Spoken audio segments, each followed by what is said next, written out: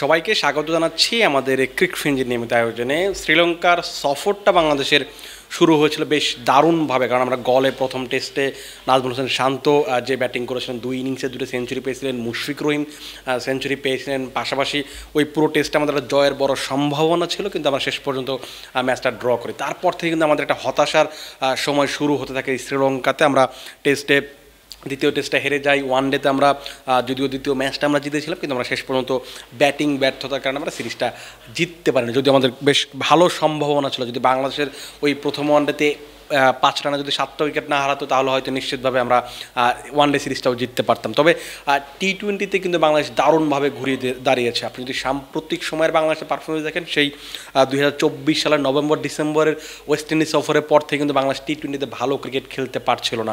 আপনার যদি মনে থাকে, সংযুক্ত আরব আমিরাতের বিপক্ষে আমরা 2-1 সিরিজ হেরেছিলাম, পাকিস্তানের বিপক্ষে আমরা হোয়াইট ওয়াশ হয়েছিলাম। সো ওই তখন থেকে কিন্তু বাংলাদেশের ক্রিকেট নিয়ে প্রশ্নটা আরও বেশি উঠছিল যে বাংলাদেশের ক্রিকেটারদেরকে আদতে টি-20 খেলার সামর্থ্য নেই কিনা। সো ওই জিনিসটা মনে হয় একটু একটু করে এই শ্রীলঙ্কা সফরে বাংলাদেশ ঘোচানোর চেষ্টা করেছে।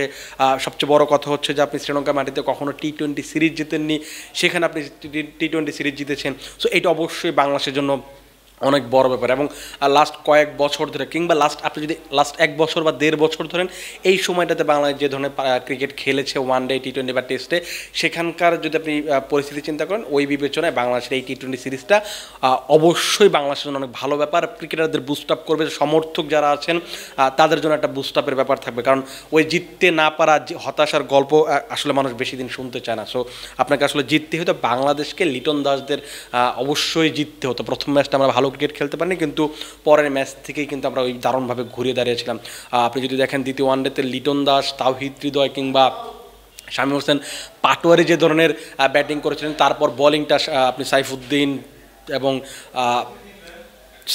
এবং অন্যান্য যারা ছিলেন তাদের বোলিংটা কিন্তু বাংলাদেশের দারুণ হয়েছিল। শরীফুলের কথা আপনি বলতে পারেন।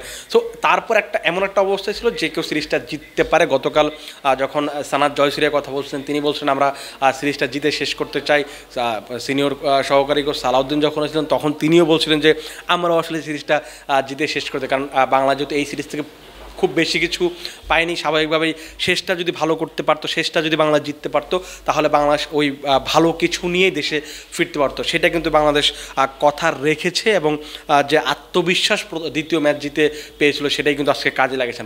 আজকের ম্যাচটা জেতার পেছনে সবচেয়ে বড় কৃতিত্ব যদি দিতে হয়, তাহলে বাংলাদেশের অফ স্পিনার শেখ মেহেদীকে কৃতিত্ব দিতে হবে। এই চেঞ্জটা বাংলাদেশের অনেক বেশি দরকার ছিল, কারণ আপনি যদি খেয়াল করেন, প্রথম যে ম্যাচটা হয়েছে সেখানে কিন্তু প্রথম যে 2টা ম্যাচ হয়েছে, মেহেদী হাসান মিরাজ খেলেছেন, কিন্তু তার পারফরমেন্স নিয়ে কিন্তু অনেক বেশি সমালোচনা হচ্ছিল। প্রথম ম্যাচে তিনি 23 বলে হয়তো 29 রান করেছিলেন, কিন্তু সেটা খুব বেশি কাজে দেয়নি। বোলিংটা হয়তো ভালো করেছিলেন, কিন্তু তিনি 4 নম্বর বা 5 নম্বরে নামলে যে ধরনের ব্যাটিংটা করা প্রয়োজন ছিল, মেহেদী হাসান মিরাজ সেটা করতে পারছেন না। এবং স্বাভাবিকভাবে গতকাল থেকে ওই আলোচনাটা ছিল যে মেহেদী হাসান মিরাজের জায়গায় খুব সম্ভবত শেখ মাহিদিকে খেলানো হচ্ছে, সেটাই কিন্তু আজকে হচ্ছে। এখন আমার যে জিনিসটা ব্যাপার, যে শেখ মাহিদিকে কেন প্রথম 2 ম্যাচে খেলানো হয়নি, সেটাই সবচেয়ে বড় প্রশ্ন। আপনি হয়তো এখন বলতে পারেন যে শেখ মাহিদি আজকে 11 রানে 4 উইকেট নিয়েছে বলে আপনি হয়তো এমন কথা বলছেন, কিন্তু না, আপনি যদি সবশেষ 2-3 বছরে বাংলাদেশের টি-20 ক্রিকেটের পারফরমেন্স দেখেন এবং শেখ মাহিদির পারফরমেন্স দেখেন, সেখানে বাংলা যতগুলো ম্যাচে টি-20তে ভালো করেছে, সেখানে শেখ মাহিদির অবশ্যই বড় কোনো কৃতিত্ব সবসময় ছিল। আমি যদি ভুল না করি, একটা সময় শেখ মাহিদি টি-20তে 4 নম্বর বলারও হয়েছিলেন। সো তাকে খেলাতেই হতো, কিন্তু আপনি ওই পাকিস্তানে একটা সিরিজ খারাপ গেল, সেই কারণে আপনি তাকে বসিয়ে রাখলেন। এটা আসলে আমার কাছে মনে হয় যে একেবারে জাস্টিফাইড না। সো সেই ক্ষেত্রে টিম ম্যানেজমেন্ট আজকে যে পরিবর্তনটা করেছে, সেটা খুব বেশি কাজে দিয়েছে।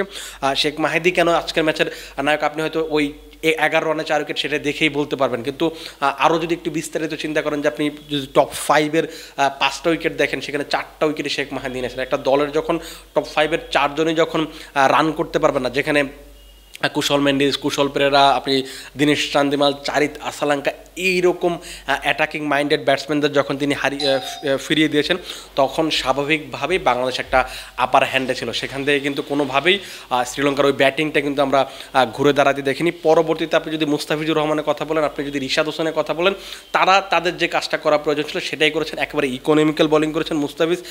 অ্যাজ ইউজুয়াল তিনি ওই শেষের দিকে যখন একটা উইকেটটা একটু স্লো হয়, ওই সময় তিনি যে ধরনের বোলিং করেন সেটাই তিনি করেছেন। 4 ওভারে 17 রান দিয়েছেন, এবং রিশাদ আজকে উইকেট রেস্টলেস ছিলেন, কিন্তু তার যে ইফেক্টিভনেস সেটা কিন্তু আমরা দেখতে পেয়েছি। তিনি যদি ওই সময় একটু খরুচে থাকতেন তখন কিন্তু শ্রীলঙ্কা রানটা 150 পার হতে পারতো, কিন্তু সেটা তিনি কিন্তু করেননি।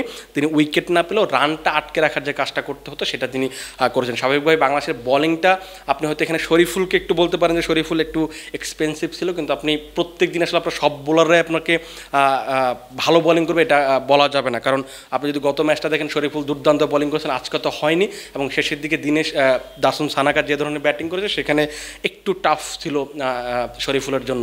সেক্ষেত্রে বোলিংটা পুরোপুরি ঠিক আছে, আজকে হয়তো ওই শরীফুলটাকে বাদ দিলে। আর ব্যাটিংয়ে যে ধরনের সুপ্রয়োজন ছিল সেটা কিন্তু একটু প্রেশারে ছিল বাংলাদেশ, কারণ প্রথম দিকেই একেবারে প্রথম বলেই পারভেজ হোসেন ইমন আউট হয়ে গিয়েছেন এবং পরবর্তীতে ওই লিটন এবং তানজিদ হাসান তামিম মিলে একটা দারুণ জুটি করেছেন। ওইখান থেকে কিন্তু বাংলাদেশ আর পেছন ফিরে তাকায়নি। বিশেষ করে কৃতিত্বটা দিতে হবে তানজিদ হাসান তামিমকে, তিনি দুর্দান্ত ব্যাটিং একেবারে শুরু থেকেই তিনি যে অ্যাটাকিং ব্যাটিংটা পছন্দ করেন সেটাই তিনি করে গেছেন। লিটনও তার যে ইনিংসটা খেলা দরকার ছিল একটু দেখে শুনে এবং যখন দরকার পড়েছে তখন তিনি বাউন্ডারি মেরেছেন। আবার তানজিদ হাসান তামিমকে তিনি সঙ্গ দিয়েছেন এবং ওই যে জুটিটা ওই জুটিতে বাংলাদেশকে ম্যাচটা বের করে দিয়েছে। পরবর্তীতে কাজটা তো একেবারে সহজ ছিল।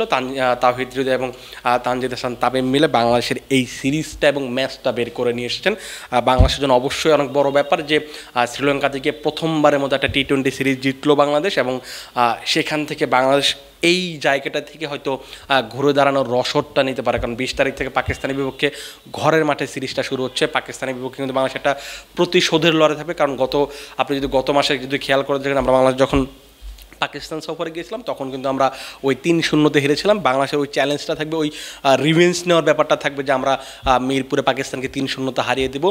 সেটা হয়তো এখান থেকে বুস্ট আপ হতে পারে, ক্রিকেটাররা বলুন সমর্থকরা বলুন। আমরা হয়তো 20 তারিখে যে ম্যাচটা মিরপুর হবে সেখানে হয়তো সমর্থকদের একটা ঢল দেখব, ওই প্রত্যাশাটা হয়তো বাড়তে থাকবে। দেখা যাক আসলে যখন ওই সিরিজটা শুরু হবে তখন তো আমরা এই সিরিজের আদ্যপান্ত যত খবর আছে আপনারা সবার আগে আপনাদেরকে পৌঁছে দেওয়ার চেষ্টা করব। আপাতত আপনারা ভালো থাকুন, সুস্থ থাকুন এবং ক্রিক ফ্রেঞ্জির সঙ্গে থাকুন।